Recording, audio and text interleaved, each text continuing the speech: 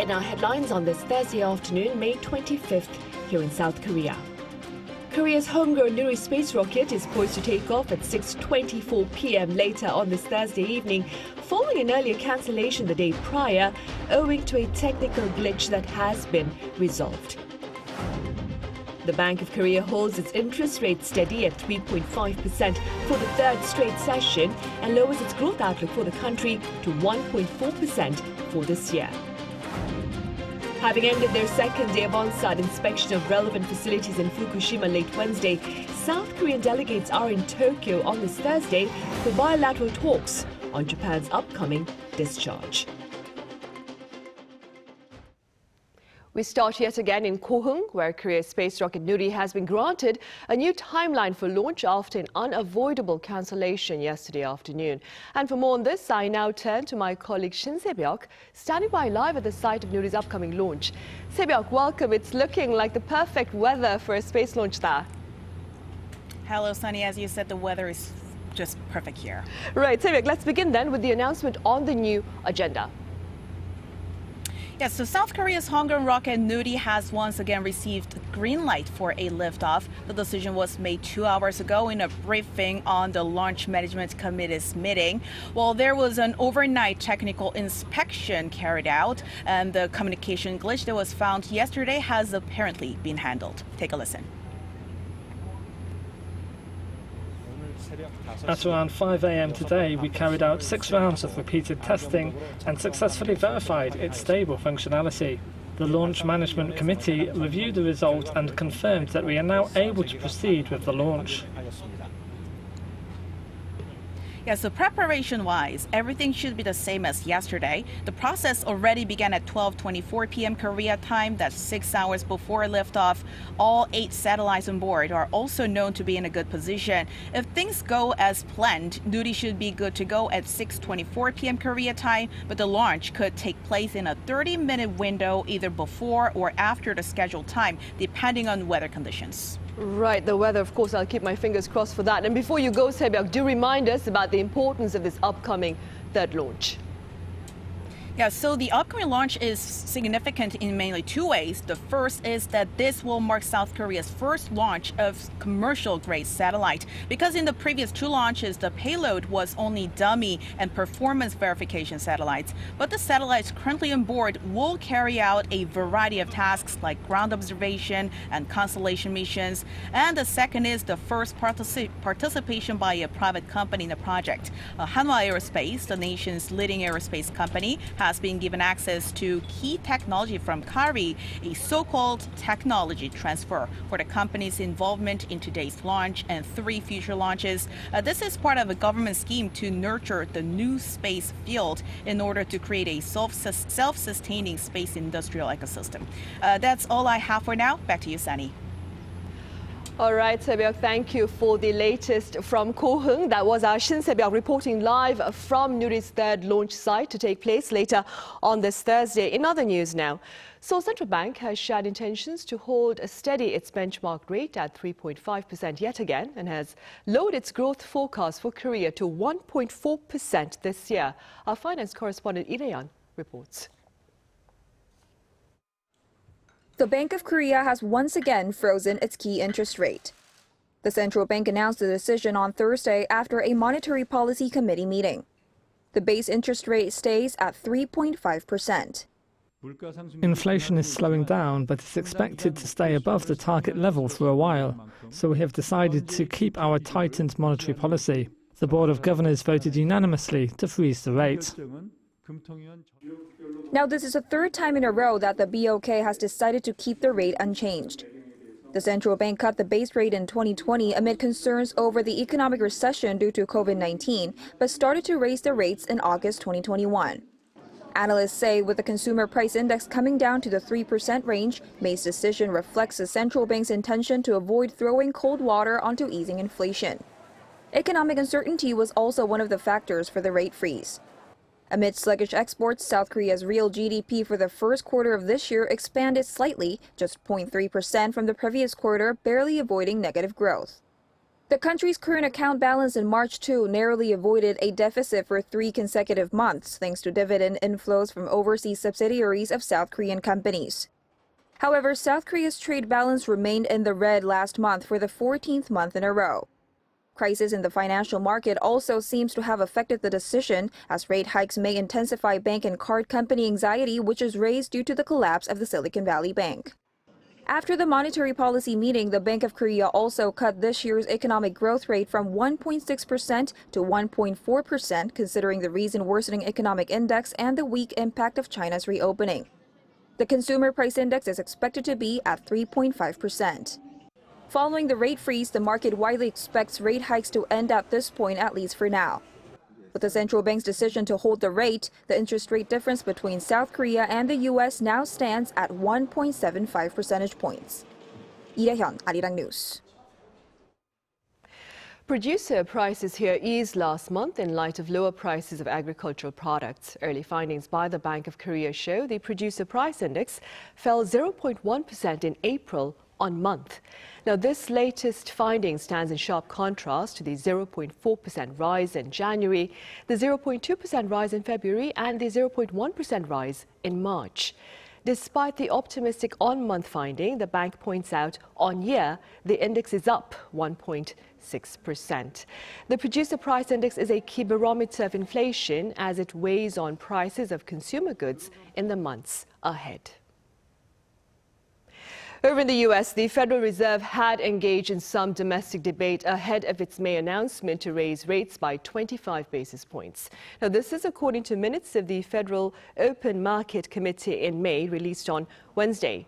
Several members had questioned the purpose of further policy tightening, while others had underscored the need to rein in inflation to the target range of 2%.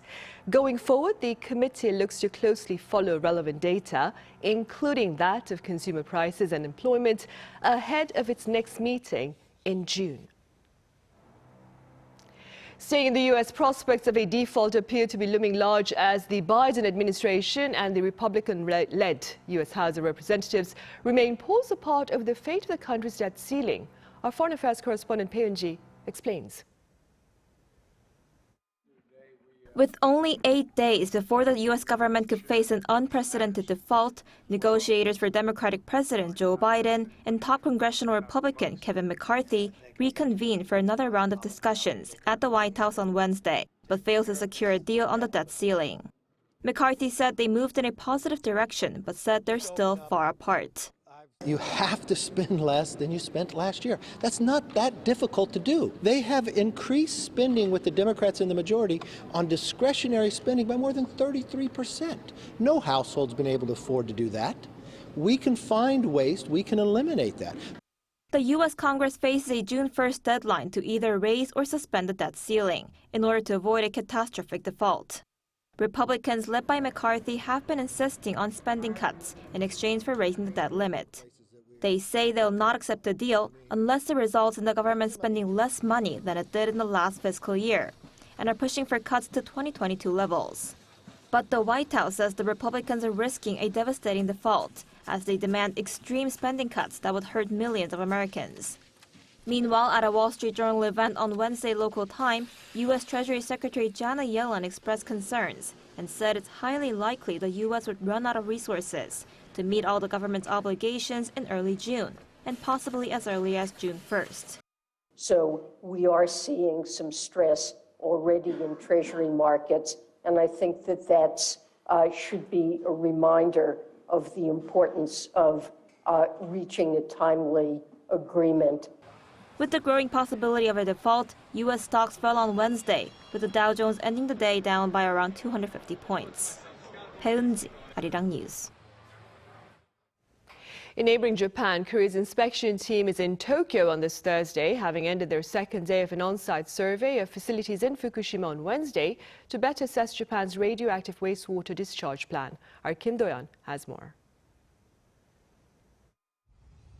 A team of South Korean nuclear experts sent to Japan to inspect the Fukushima contaminated water release on Wednesday visited the chemical lab that analyzes nuclides, the plant's tritium dilution system, and the facility responsible for actually releasing the treated water.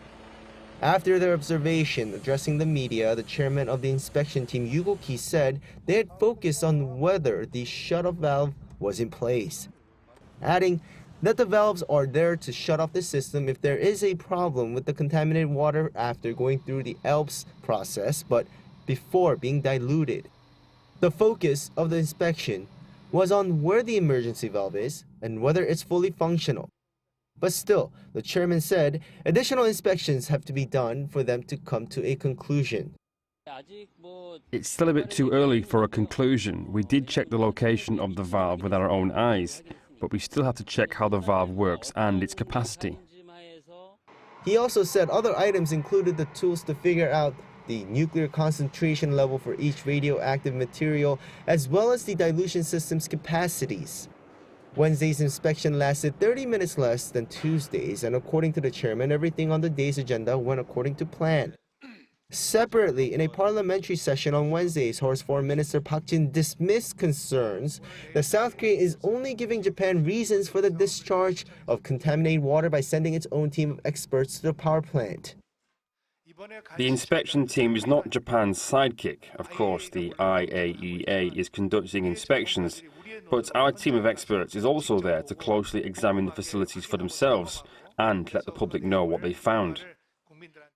Park also reaffirmed that the government will not lift its ban on seafood imports from Fukushima unless public concerns are eased. On Thursday, the last day of their mission, the 21-member inspection team will hold an in-depth discussion with relevant Japanese officials based on the information gathered from the on-site inspections before returning back to Seoul the following day. Kim Do-yeon, Arirang News.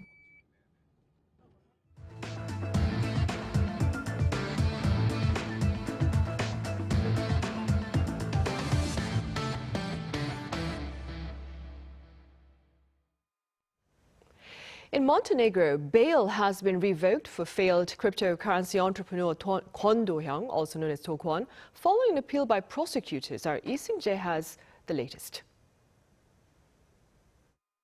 Earlier this month, Terraform Labs founder Do Kwon and his former finance officer Han Chang-jun were granted bail of 400,000 euros, or just over $430,000 each. However, the prosecution appealed the bail, saying that neither would have any interest in staying in Montenegro once released from detention. And a higher court on Wednesday agreed with the prosecution that the payment of some $860,000 for bail for both men could not be taken as a solid guarantee. Both Kwon and Han were detained in March as they tried to board a flight to Dubai from Montenegro. They were charged with forging official documents as they were found with doctored Costa Rican passports and a separate set of Belgian passports. Meanwhile, with both South Korea and the United States seeking the extradition of Do Kwon and his former finance officer, Montenegrin authorities insist that the two must go through a trial in Montenegro before there is any chance of their extradition. Not to mention, the two would also need to finish any prison sentence handed down to them in Montenegro before they would be extradited to either South Korea or the U.S. And watchers believe that they could be facing the maximum penalty of 5 years in prison. Still, for many investors who lost money on the collapse of the Terra Luna cryptocurrency ecosystem, their fears that Kwon and Han would go on the run again have been quelled with the court's decision to scrap their bail. Lee Seung-jae, Arirang News. Trade Minister An Deok-eun will attend the annual Asia-Pacific Economic Cooperation meeting in Detroit this week. This year's gathering, chaired by U.S. Trade Representative Catherine Tai, will take place from Thursday to Friday, U.S. local time. There, An will share Korea's policies that seek to promote a productive multilateral trading system, one that is capable of adapting to a quickly changing business environment. On the margins of the APEC meeting, An will also engage in separate talks with his trade counterparts from major economies. On the medical front, researchers here have unveiled an AI technology that can diagnose 6 of the most common cancers in about an hour with just a few drops of blood. Our Eun-jin tells us how. Data shows that 1 out of 3 South Koreans fight some kind of cancer in their life. More so than with any other disease, the cancer survival rate is higher the earlier it is detected, which in itself is the challenge. Diagnosis is possible only when a suspected organ is thoroughly scanned and biopsied. Only very few types of cancer, like prostate cancer, can be diagnosed through urine or blood tests. Other cancers need more complex imaging techniques, which makes it difficult to diagnose early. But now, a local research team has developed a technology where 6 different types of cancers can be detected with just 10 drops of blood in roughly 1 hour. First, the plasma separated from the blood goes through a filtering process to extract exosomes. Exosomes are microvesicles that carry a wide variety of DNA, RNA, proteins, and lipids, but cancerous exosomes reflect genetic alterations in their makeup, making them new biomarkers in early cancer detection. The exosome is placed on nanochips and put in an analysis machine. As light passes through the exosomes, it is projected in a graph form. An artificial intelligence that has studied the genetic information of 600 cancer patients is able to tell if cancer is detected. The 6 cancers that this technology can detect are lung, breast, colon, liver, pancreatic, and stomach. Its accuracy for detecting cancer is over 97%, and its accuracy for determining the type of cancer is over 90%. We're aiming for the testing fee to detect 6 types of cancers at once to be around $230. The research team plans to conduct clinical trials with their latest discovery on the different types of cancers one by one, starting with lung cancer this year, and start applying for approval by 2024. Research on developing technology that only uses blood to diagnose cancer is in full swing around the world, but one that can detect multiple cancers has yet to be commercialized. 이은진, Arirang News.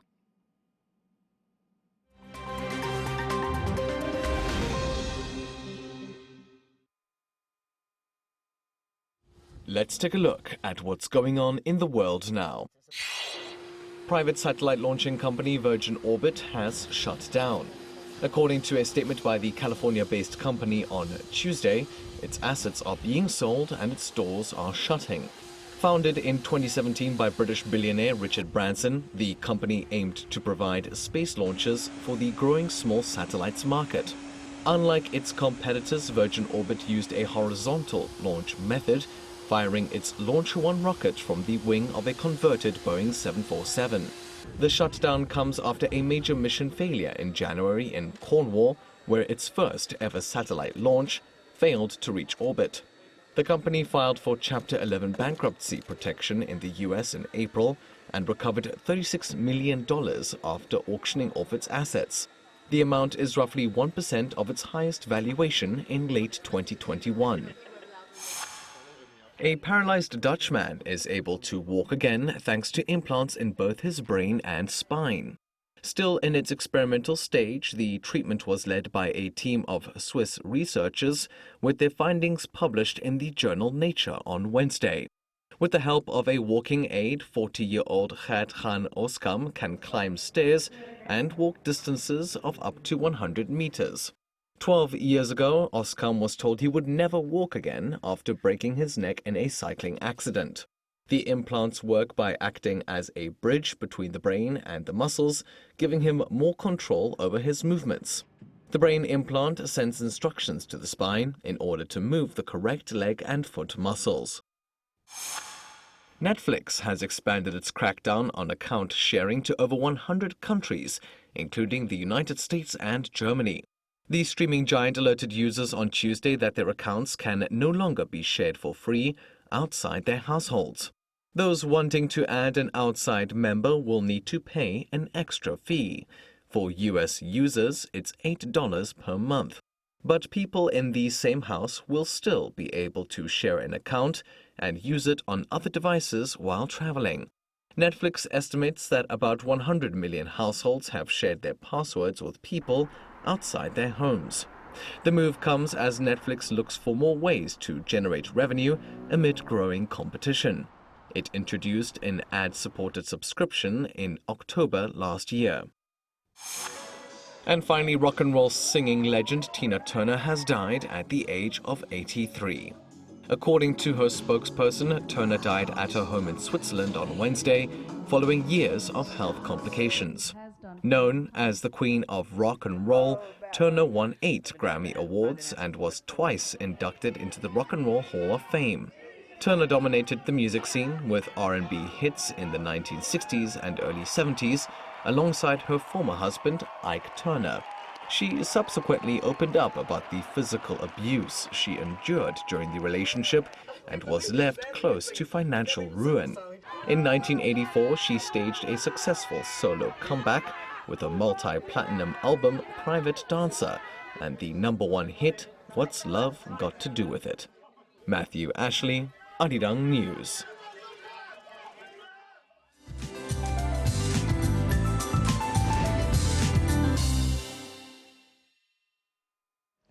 Good afternoon. The month of May is known to have the best weather conditions of the year in Korea, with many holidays to celebrate. It is also a month of change, making the transition from spring into summer.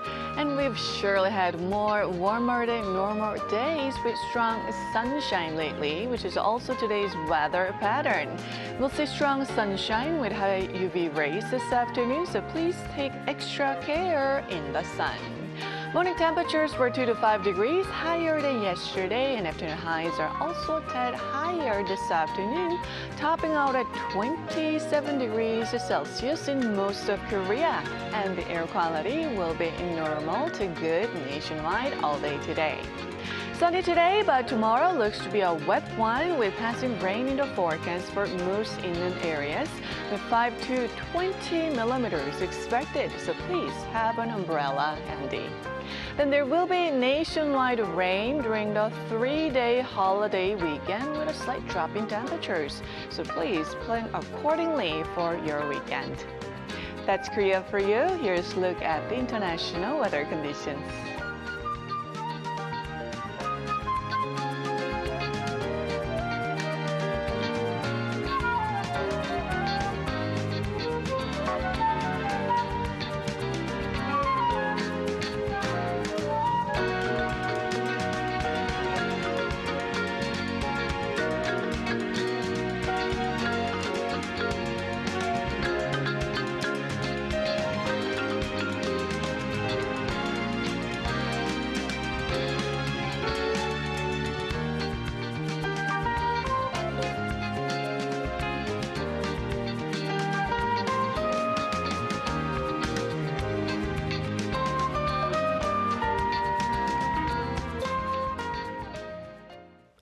That ends our Thursday afternoon newscast. We return with our panel session right after this break, so do stay with us. Thank you for now.